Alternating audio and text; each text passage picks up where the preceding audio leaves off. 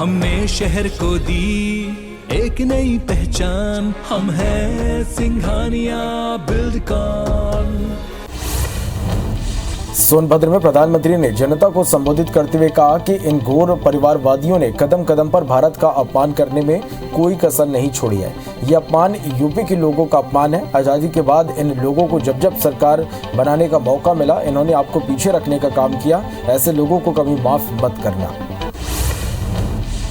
प्रधानमंत्री नरेंद्र मोदी ने कहा कि जो लोग आत्मनिर्भर भारत अभियान का मजाक उड़ाते हों, भारत की सेनाओं का अपमान करते हों, भारत के उद्यमियों की मेहनत से चल रहे मेक इन इंडिया अभियान का माहौल उड़ाते हों, वो घोर परिवारवादी लोग भारत को कभी ताकतवर नहीं बना सकते।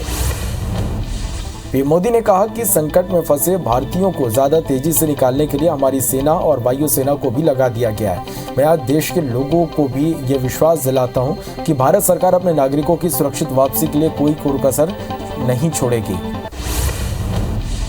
यूक्रेन संकट के बीच अमेरिकी राष्ट्रपति जो बाइडेन ने यूएस कांग्रेस को संबोधित किया। इस दौरान उन्होंने कहा कि रूस जिस तरह यूक्रेन पर हमला कर रहा यह विश्व शांति के लिए खतरा है। रूस ने बिना किसी उकसावे के यूक्रेन पर हमला किया। अमेरिका यूक्रेन के साथ है। अमेरिकी राष्ट्रपति जो बाइडेन ने कहा कि पुतिन ने गलत कदम उठाया है। पुतिन को लगा था पश्चिमी देश और नाटो कोई प्रतिक्रिया नहीं देगा। वो यूरोप को बांटना चाहते थे। हम एक साथ हैं और एक साथ रहेंगे। यूक्रेन ने रूस के झूठ का मुकाबला सच्चाई के साथ किया। अमेरिका की सेना रूस के साथ भिड़ेगी नहीं, लेकिन रूस को मनमानी नहीं करने दी जाएगी।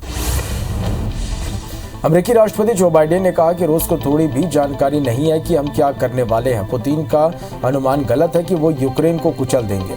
यूक्रेन के लोगों ने रूस को कड़ा जवाब दिया है। रूस की आर्थिक व्यवस्था तबाह है। हम रूस पर आर्थिक प्रतिबंध लगा रहे हैं। यूक्रेन को $1 अरब की मदद देंगे। अमेरिकी राष्ट्रपति जो बाइडेन ने कहा कि यूक्रेनियन साहस के साथ लड़ रहे हैं। पुतिन को युद्ध के मैदान में लाभ हो सकता है, लेकिन उन्हें लंबे समय तक इसकी कीमत चुकानी पड़ेगी। इस वक्त का जब इतिहास लिखा जाएगा तो उसमें यूक्रेन के खिलाफ छेड़ी गई जंग की वजह रूस को कमजोर और बाकी दुनिया को ताकतवर बताया जाएगा। अमेरिकी राष्ट्रपति जो बाइडेन ने कहा कि रूसी विमानों के लिए अमेरिका का एयर स्पेस बंद कर दिया गया। हम नाटो की एक एक इंच जमीन की रक्षा करेंगे। पुतिन आज इतने अलग थलग पड़ चुके हैं जितने पहले कभी नहीं थे। 27 देश यूक्रेन के साथ है। रूसी शेयर बाजार में 40% की गिरावट है। अंतर्राष्ट्रीय कोर्ट 7 और 8 मार्च को यूक्रेन रूस संकट पर सार्वजनिक सुनवाई करेगा। इंटरनेशनल कोर्ट ऑफ जस्टिस ने प्रेस विज्ञप्ति जारी कर इसकी जानकारी दी। इस पर कहा गया कि अनंतम उपायों की संकेत के लिए सुनवाई यूक्रेन द्वारा प्रस्तुत अनुरोध को समर्पित होगी। रूस और यूक्रेन के बीच जंग मंगलवार को लगातार छठे दिन भी जारी रहा। इस बीच यूक्रेन के राष्ट्रपति जेलेंस्की ने अमेरिका के राष्ट्रपति जो बाइडेन के साथ फोन पर बातचीत की। उन्होंने बताया कि इस दौरान रूस विरोधी प्रतिबंधों और यूक्रेन की रक्षा सहायता पर चर्चा हुई। चर्चा में जो बाइडेन ने यूक्रेन की हर तरह से मदद करने का भरोसा दिया। जेलेंस्की ने यूरोपियन यूनियन की संसद में भावुक होकर भाषण दिया। जेलेंस्की ने कहा कि मेरे देश में जो भी हो रहा वो थोपी गई एक त्रासदी है। हमें कोई भी तोड़ नहीं सकता क्योंकि हम यूक्रेनियन हैं। बता दें कि यूक्रेन ने सोमवार को ही यूरोपीय संघ का सदस्य बनने के लिए आवेदन किया था। बाद में यूक्रेन की यूरोपीय यूनियन में एंट्री पर औपचारिक मुहर लग गई है। जंग के बीच 6 लाख से ज्यादा लोगों ने यूक्रेन छोड़कर दूसरे देशों में शरण ली है। इनमें सबसे ज्यादा करीब 3 लोग पोलैंड में गए हैं। वहीं दूसरे नंबर पर रूस रहा, जहां 1 लाख से ज्यादा लोग यूक्रेन छोड़कर रूस गए, जबकि अन्य यूरोपीय देश के 30 से ज्यादा लोग यूक्रेन छोड़ने को मजबूर हुए। यूक्रेन के खार्किव में रूसी सैनिकों ने पुलिस विभाग की बिल्डिंग में एक बड़ा अटैक किया है। खार्किव में लगातार हो रही गोलीबारी से 21 लोगों की मौत हो गई, जबकि 112 लोग घायल हुए। रूसी सैनिकों के हमले तेज होने से वहां के लोगों में दहशत का माहौल बना हुआ है। जंग के बीच रूस की राजधानी कीव और खार्किव समेत कई प्रमुख शहरों को निशाना बनाया जा रहा। रूसी फोर्सेस ने राजधानी कीव के टीवी टावर पर मिसाइल अटैक किया। इस हमले में 5 लोगों की मौत हो गई और 5 घायल हो गए। रूस ने यहूदियों के नरसंहार की याद में बनाए बेबिन यार होलोकॉस्ट मेमोरियल सेंटर पर भी हवाई हमला किया है।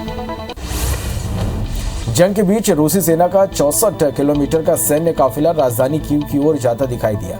मामले में अमेरिका की एक निजी कंपनी ने कहा कि सैटेलाइट तस्वीरों में यूक्रेन की राजधानी कीव के उत्तर में एक रूसी सैन्य काफिला दिखाई दिया, जो लगभग 64 किलोमीटर तक फैला है, जो पहले बताए 27 किलोमीटर के काफिले से भी काफी लंबा है। यूक्रेन पर रूस का हमला जारी है। इस बीच खबर है कि खेरसॉन के 2 ठिकानों और बंदरगाह पर रूस ने कब्जा कर लिया है। खार्किव शहर में रूसी सैनिक एयर स्ट्राइक कर रहे हैं। वहां रूस की लैंडिंग फोर्स उतर गई है। यूक्रेन में जारी जंग के बीच दुनिया के कई देशों और अंतर्राष्ट्रीय संगठनों ने पहले ही रूस पर कई कड़े प्रतिबंध लगाए हैं। इस बीच टेक कंपनियां भी यूक्रेन पर हमले के खिलाफ रूस पर शिकंजा कसती दिखाई दे रही। हमले के बीच एप्पल ने रूस में सभी प्रोडक्ट्स की बिक्री पर रोक लगाने की घोषणा की है। केंद्रीय नागरिक उड्डयन मंत्री ज्योतिरादित्य सिंधिया यूक्रेन में फंसे भारतीय नागरिकों को निकालने के प्रयासों की निगरानी के लिए रोमानिया की राजधानी बुखारेस्ट पहुंचे। बुखारेस्ट पहुंचने के बाद सिंधिया ने यूक्रेन से भारतीय नागरिकों की निकासी प्रक्रिया पर हवाई अड्डे पर ही अधिकारियों के साथ बैठक की।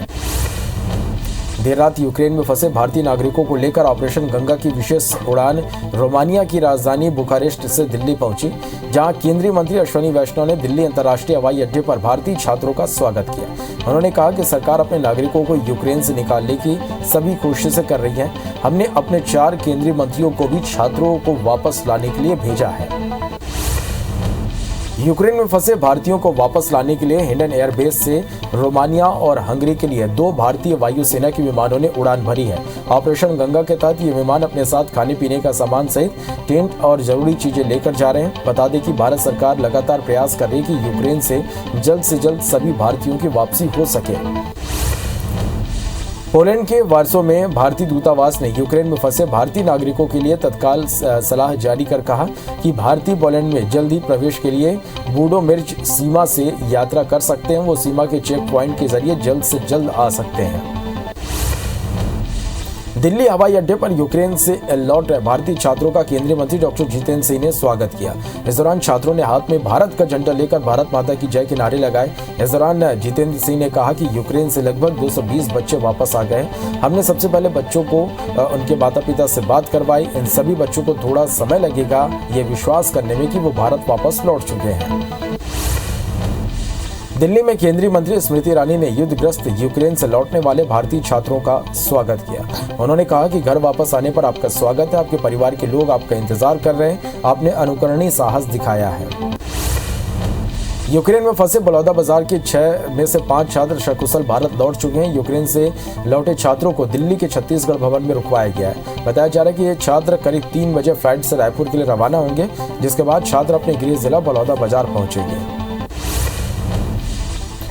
गुना के स्मृति नायक ने यूक्रेन से लौटने पर पीएम मोदी और राज्य सरकार को धन्यवाद दिया और मीडिया से बात करते हुए वहां की आपबीती सुनाई। स्मृति ने बताया कि यूक्रेन के सोल्जर्स भारतीय छात्रों को पीट रहे और हालात खराब होते जा रहे हैं। अभी भी कई छात्र फंसे हुए हैं। यूक्रेन में फंसे कटनी की छात्रा सुनिधि सिंह की सकुशल घर वापसी हुई। जबलपुर एयरपोर्ट पहुंचने के बाद सुनिधि सिंह को सड़क मार्ग से उनके घर कटनी भेजा गया। बता दें कि यूक्रेन से रोमानिया होते हुए सुनिधि सिंह दिल्ली पहुंची। दिल्ली से जबलपुर एयरपोर्ट पहुंचने के बाद छात्रा को सड़क मार्ग से घर भेजा गया। यूक्रेन में फंसे इंदौर के आयुष पटेल ने केंद्र सरकार से मदद के लिए गुहार लगाई है। इंदौर के युवक ने सभी भारतीयों को सकुशल भारत लाने की सरकार से विनती की है। आयुष पटेल ने वीडियो जारी कर बताया कि अभी भी भारतीय छात्र बंकर में रहने को मजबूर हैं। यूक्रेन में फंसे मध्य प्रदेश के छात्रों को लेकर गृह मंत्री नरोत्तम मिश्रा का बयान सामने आया। गृह मंत्री नरोत्तम मिश्रा ने जानकारी दी कि यूक्रेन में प्रदेश के 193 छात्रों ने सरकार से संपर्क किया था। इनमें से 60 छात्रों को सकुशल मध्य प्रदेश लाया गया। नरोत्तम मिश्रा ने कहा कि अभी छात्र और उनके अभिभावकों से अधिकारी संपर्क कर रहे हैं।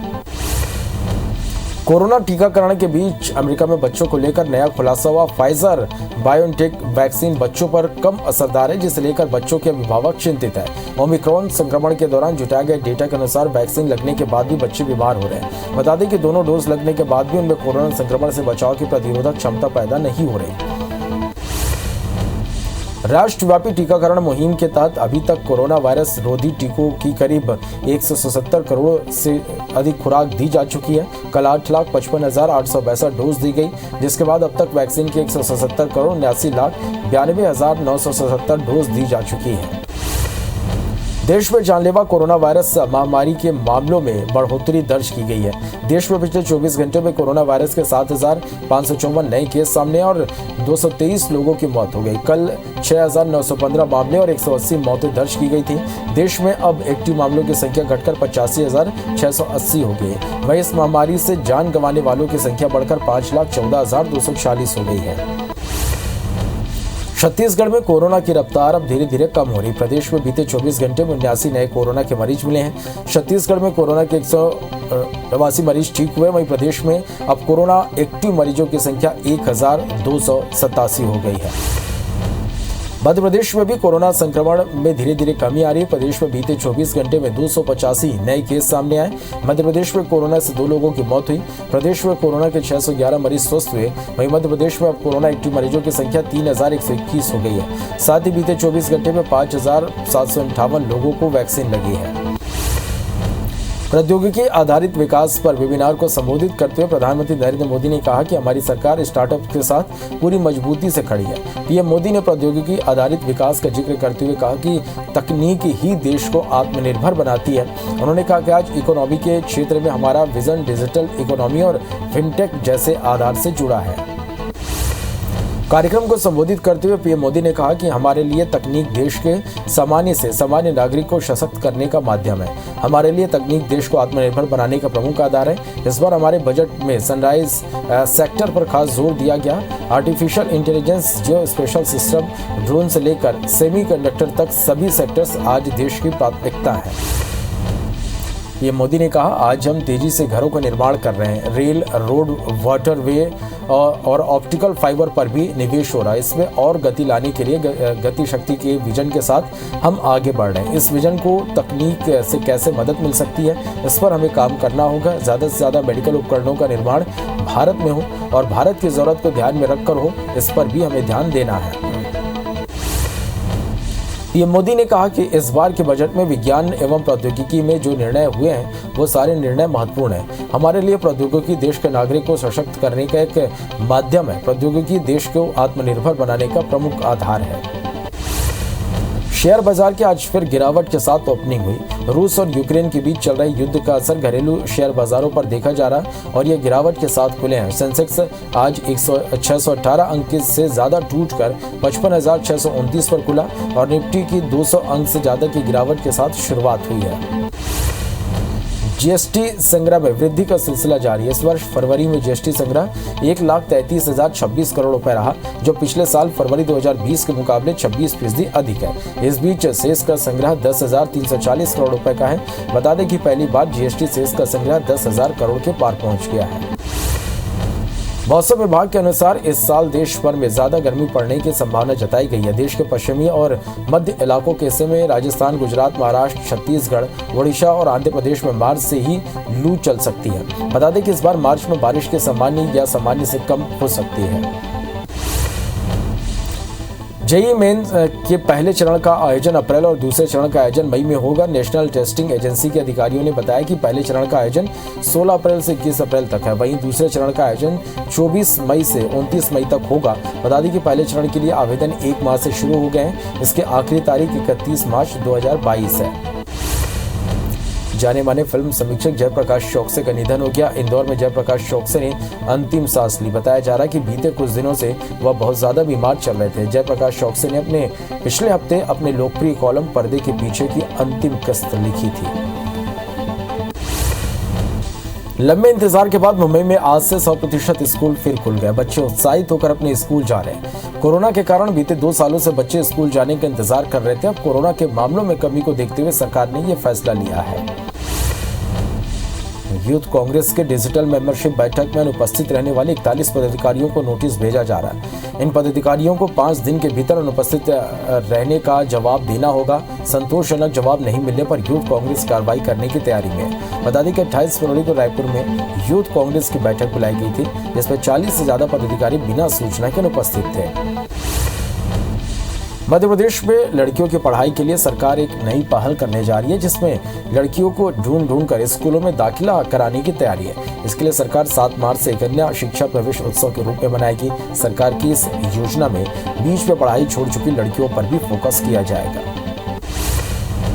मध्य प्रदेश में मेडिकल स्टूडेंट्स को नई सौगात मिली। प्रदेश में एमबीबीएस की 300 सीटें बढ़ाई गई। इंदौर के एनएन मेडिकल कॉलेज को 150 सीटों के साथ मान्यता दी गई। बता दें कि अब प्रदेश के सरकारी कॉलेज में 2055 और निजी में 1900 एमबीबीएस की सीट हो गई। वहीं प्रदेश में टोटल एमबीबीएस की 3955 सीट हो गई है। मध्य प्रदेश में अब सांची दूध के भी दाम 2 रुपए बढ़ सकते हैं। सहकारी दूध संघों ने स्टेट कोऑपरेटिव डेयरी फेडरेशन को दाम बढ़ाने का प्रस्ताव भेजा है। प्रदेश में 1 मार्च से नए दाम लागू हो सकते हैं। बता दें कि अभी मध्य प्रदेश में सांची दूध 54 रुपए प्रति लीटर मिल रहा है। भोपाल में आयुष जूनियर डॉक्टर्स की हड़ताल को 1 सप्ताह हो गया। अपनी 5 सूत्री मांगों को लेकर जूनियर डॉक्टर 24 फरवरी से हड़ताल पर बैठे हैं। जूनियर डॉक्टर्स का कहना है कि मांग पूरी नहीं होने पर अनिश्चितकालीन हड़ताल में वो बैठे रहेंगे।